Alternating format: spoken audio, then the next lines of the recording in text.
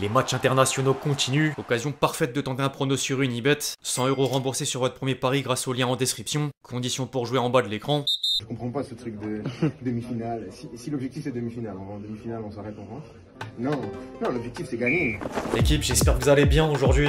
Nouveau 5, au programme du jour, un focus sur l'équipe de France tout juste qualifiée pour la Coupe du Monde 2026 et les nombreuses déclarations de Mbappé, un tour d'horizon des autres résultats avec la possible lourde sanction pour Ronaldo, expulsé lors de la défaite du Portugal, une séquence Barça entre le cas Lamine Yamal et les nouvelles sorties médiatiques de Laporta, une transition vers le Real Madrid toujours face au dilemme Xabi Alonso, avant de conclure par les dernières informations mercato. Bref, on va sans plus tarder parler concret, mais juste avant les amis, je vous demande un service, le même que d'habitude, à savoir évidemment lâcher votre plus beau like, très important tout comme le watch time, merci vraiment à tous ceux qui le feront.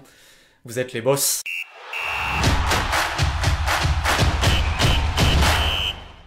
C'était une question de temps et c'est désormais acté. L'équipe de France sera à la Coupe du Monde 2026. Hier, les Bleus ont signé une large victoire devant l'Ukraine dans un jour particulier de commémoration aux attentats du 11 novembre 2015. Après avoir passé une première mi-temps difficile, Mbappé faisait un premier déclic grâce à l'ouverture du score sur penalty, avant d'être en mode rouleau compresseur et voir Ekitike couronner le match avec un premier but en sélection tricolore. Les hommes de Deschamps feront le déplacement en Amérique du Nord l'été prochain. Du coup, le dernier match n'a absolument aucun enjeu. Certains joueurs ont d'ailleurs quitté le rassemblement, dont Mbappé et Kamavinga pour des pépins physiques, sans oublier Manu Koné suspendu à cause d'un carton jaune. Entre temps qu'Efren Thuram avait rejoint le groupe. Le capitaine de l'équipe de France a quand même pris le temps de savourer la qualification. On a de la fierté comme le coach l'a dit dans le vestiaire, faut pas banaliser la qualification même si ça devient normal. Je pense que dans l'histoire des Bleus ça n'a pas toujours été le cas. On a essayé d'être le plus sobre possible car ça n'a pas été la plus importante de la soirée. Fallait un minimum de bon sens en se disant que le plus important c'était la commémoration. Sur le terrain en première période c'était un peu plus laborieux car on savait qu'avec le résultat de l'Islande, l'Ukraine voulait un match nul pour repasser devant. On a eu un penalty qui nous aide, c'est vrai. Après on déroule, on marque des buts et on a des situations. Dans l'ensemble les supporters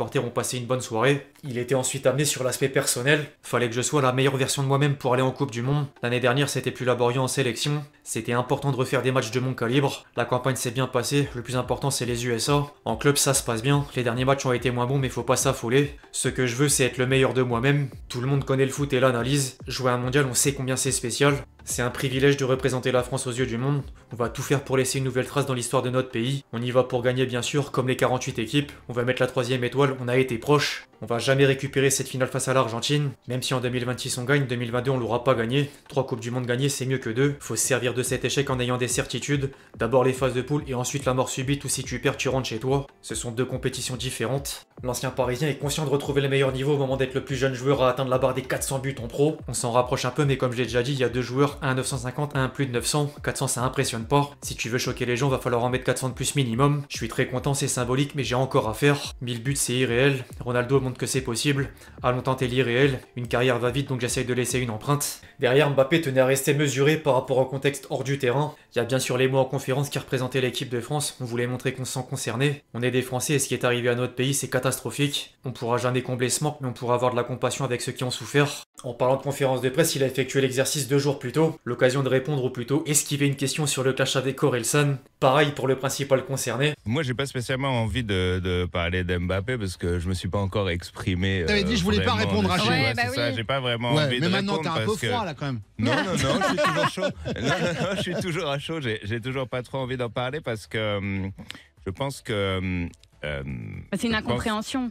Oui, c'est ça. Déjà, c'est une incompréhension. Et je pense qu'il faut que je réexplique bien le concept de l'album et du film, tu vois. Je pense que c'est ça qu'il faut que je fasse, ouais. Mais c'est Alors- juste parce qu'il s'exprime jamais Mbappé normalement. Ouais, et là ouais. qu'il le fasse, ça fait beaucoup parler. Les gens pensaient que c'était même une sorte de collab. blague entre vous deux. Ouais, quoi. moi je me suis dit c'est un coup promo. Peut-être, c'est peut-être Ah, on sait pas. Et il sera dans le clip, c'est ouf.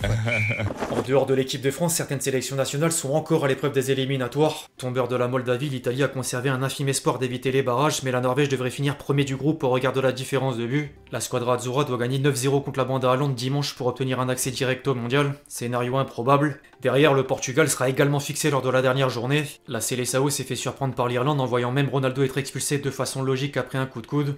Premier carton rouge en sélection portugaise. Il risque malheureusement une lourde sanction. Le quintuple Ballon d'Or pourrait être suspendu 3 matchs et manquer les 2 premiers matchs de la Coupe du Monde 2026 si l'arbitre a considéré le geste comme une agression dans le rapport. Affaire à suivre. En parallèle, les barrages africains font 2 malheureux. Battus par la RDC dans le temps additionnel et le Nigeria en prolongation, le Cameroun et le Gabon sont sortis de la course mondiale. Aubameyang gratte sans doute la dernière chance de disputer la compétition. Les Super Eagles feront désormais face aux Léopards en finale pour une place en barrage intercontinentaux.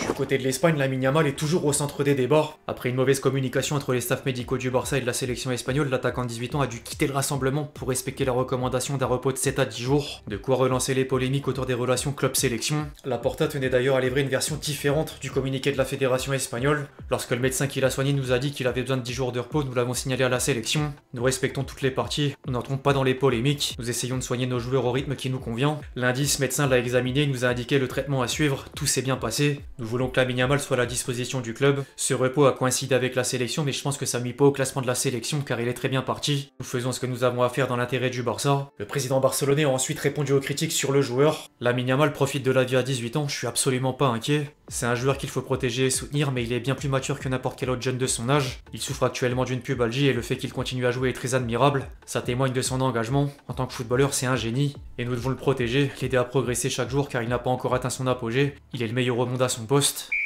Chez le rival madrilène, c'est l'interrogation autour de Xabi Alonso. L'entraîneur espagnol serait de plus en plus contesté au sein du vestiaire, à commencer par les attaquants brésiliens dont Vinicius déçus de leur statut, mais également d'autres joueurs de l'effectif. Certaines stars lui reprochent d'une autre part de vouloir tout gérer et d'organiser des séances vidéo trop longues. Malgré un bilan positif toute compétition confondue, le Real Madrid aurait d'ores et déjà des doutes sur la capacité de Xabi Alonso à inverser la tendance. El Chiringuito explique même que les hauts dirigeants lui donnent jusqu'au match contre Manchester City en Ligue des Champions le 10 décembre pour prendre une décision. Un nouveau coach, peut-être. Hier, Mbappé devait d'ailleurs répondre à une question sur le sujet. J'ai rien à dire. Quand on gagne pas de match au Real, les gens parlent beaucoup et nous n'avons pas gagné les deux derniers. On a très mal joué mais nous allons revenir après la trêve pour battre Elche. Au final, on est en tête de la Liga et dans le top 8 de la Ligue des Champions. C'est pas parfait mais on sait tous que lorsque ça fonctionne pas sur le terrain, les gens parlent et parlent encore. Mais nous sommes unis pour remporter tous les titres cette année.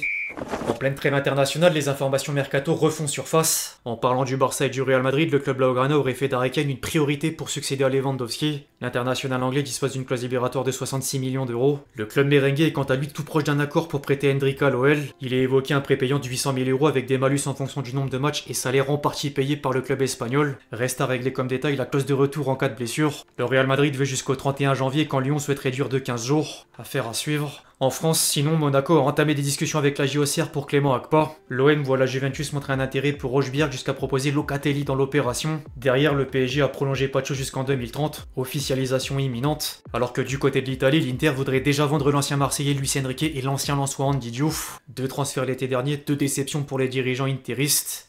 Enfin bref, l'équipe c'est tout pour le fact du jour, j'espère vraiment qu'il vous a plu, je compte sur vous si c'est le cas pour lâcher votre plus beau like, comme d'habitude. N'hésitez pas à réagir dans les commentaires sur tous les sujets qu'on a pu traiter aujourd'hui, puis d'ici là on se retrouve très vite sur la chaîne pour de nouvelles vidéos, c'était Lexti. Ciao ciao.